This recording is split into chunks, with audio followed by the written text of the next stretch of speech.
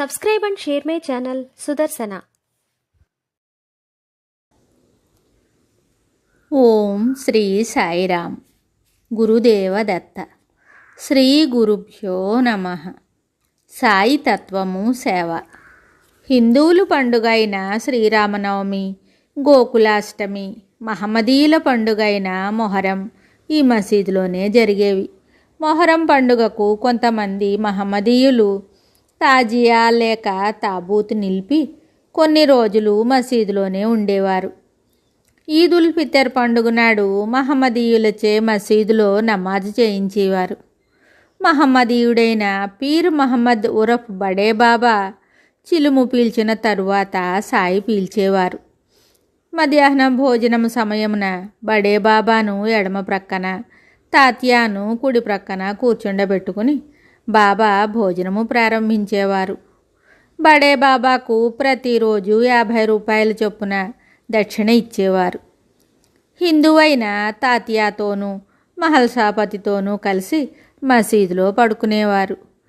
అన్ని మతముల వారు వారికి సమానమే, ఎక్కువ తక్కువలు చూపుట మచ్చుకైనా లేదు. మతములు మార్చుకోవటానికి సాయి అంగీకరించలేదు. ఒక భక్తుడు తన మతాన్ని మార్చుకున్నానని చెప్పినప్పుడు శ్రీ సాయి వానితో నీ తల్లిని మార్చుకుంటావా అని మందలించారు. అంటే మతోన్మాదమును నిరసించుటయే. అందరూ ఒకటనే భావన కావాలి. ఏ మతము వారైనా వారి ఆచారం ప్రకారము సాయిని అర్చించిన వారు ఆమోదించేవారు. ఒక భక్తుడు మసీదులో బాబా దగ్గర రవ కేసరి అందరికీ పంచుతూ ఉండగా మరొక భక్తుడు అతని వద్ద నుండి ప్రసాదం తీసుకోలేదు.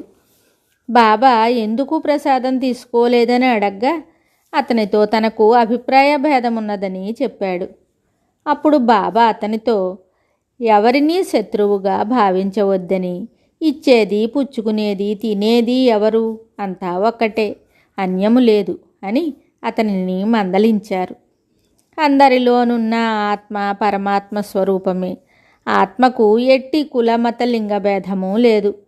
భగవంతుడున్నాడని, సత్యము పలుకుట, సత్ప్రవర్తన కలిగి ఉండుట, సమస్త జీవ జంతు పశుపక్ష్యాదులయందు దయగలిగి ఉండుట, కలిగినంతలో దాన ధర్మములను చేసి తోటి మానవులను ఆదుకొనుటే అన్ని మతముల ఆశయము.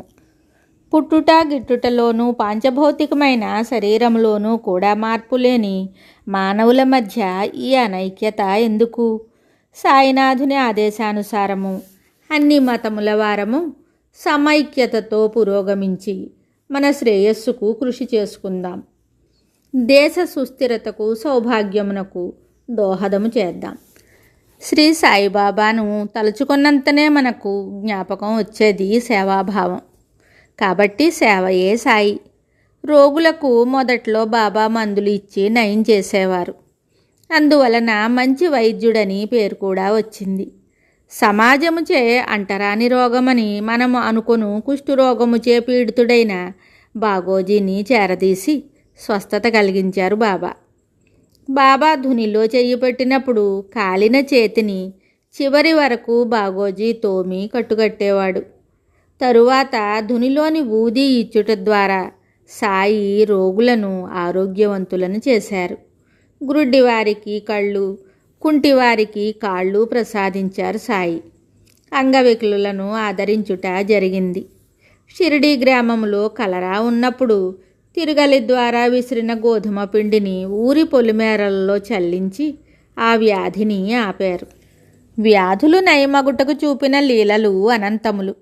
1909లో భీమాజీ పాటిల్ యొక్క క్షయరోగమును ఒక కలలో ఉపాధ్యాయుడు దెబ్బలు కొట్టినట్లును, రెండవ కలలో ఛాతీపై బండను వేసి క్రిందకు మీదకు తోయినట్లుగా చూపి తగ్గించారు. బాలా గణపతి షింపి యొక్క మలేరియా వ్యాధిని లక్ష్మీ మందిరము వద్దనున్న నల్ల కుక్కకు పెరుగన్నము పెట్టించుట ద్వారా నివారించారు. బూటి జిగట విరోచనములను జాగ్రత్త, నీవు విరోచనములు వమనములు చేయరాదను వారి వాక్కు ద్వారాను.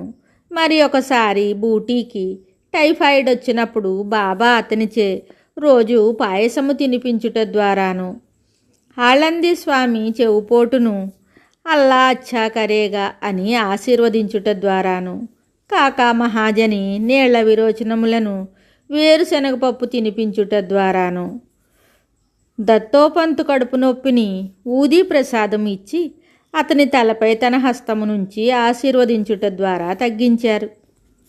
మాధవరావు దేశపాండే మూలవ్యాధి సునాముఖి కషాయం త్రాగించుట ద్వారా బాబా తగ్గించారు. 2 సంవత్సరముల తర్వాత మరలా ఇదే మూలవ్యాధి వస్తే బాబా ఆజ్ఞ లేకుండా సునాముఖి కషాయం పుచ్చుకుంటే వ్యాధి అధికమైంది. తిరిగి బాబా ఆశీర్వాదంతో ఆ వ్యాధి తగ్గింది. గంగాధర పంతు కడుపు నొప్పి బాబా వాని కడుపు పట్టుకుని భగవంతుడే బాగు చేయగలడని అనుట ద్వారాను, నానాసాహెబ్ చాందోర్కర్ కడుపు నొప్పి బాబా ఆశీర్వాదంతోనూ తగ్గాయి. బాబా కాశీనాథ్ ఉపాసనీని మొదటగా తానే కలుసుకొని ఆయన కడుపు నొప్పి నివారణకు సూచనలు ఇచ్చారు బాబా. ఒకసారి గోదావరిలో చన్నీళ్లు త్రాగబోతుంటే త్రాగవద్దని వీపు తట్టి హెచ్చరించారు సాయి. రాహురి గ్రామంలో గల ఒక యోగి ఉపాసనీ బాబా ఆధ్యాత్మికంగా అందరాని స్థితిలో ఉన్నాడని గ్రహించి పరమాత్మ స్వరూపుడైన సాయిని దర్శించమని చెప్పారు. ఉపాసనీ బాబా తన వ్యాధి నిర్మూలనకు 1911లో సాయిని దర్శించారు. యశ్వంత దేశపాండే అనే భక్తుని తండ్రి సాయిని దర్శించి కళ్ళు కనిపించటం లేదని చెప్పాడు. బాబా దైవమే మేలు చేస్తాడు అని ఆశీర్వదించగానే అతనికి దృష్టి వచ్చింది.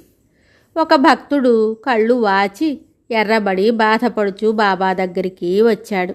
బాబా నల్ల జీడి గింజలను నూరి 2 కండ్లందు ఉంచి కట్టుగట్టి మరుసటి రోజు విప్పించి నీటితో కడిగించారు.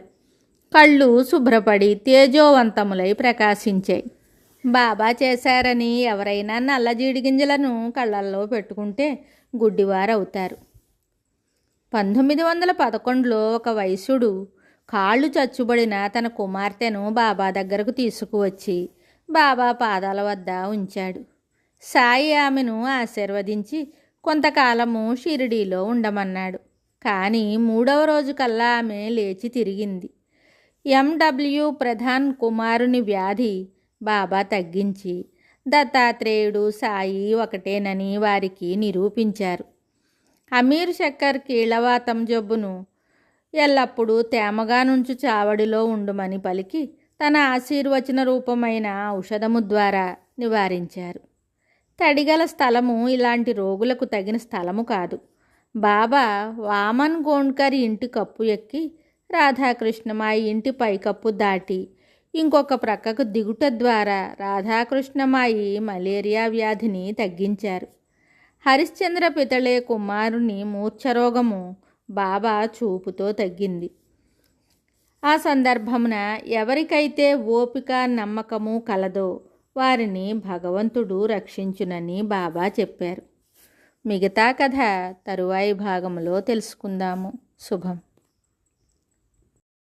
Subscribe and share my channel Sudarsana.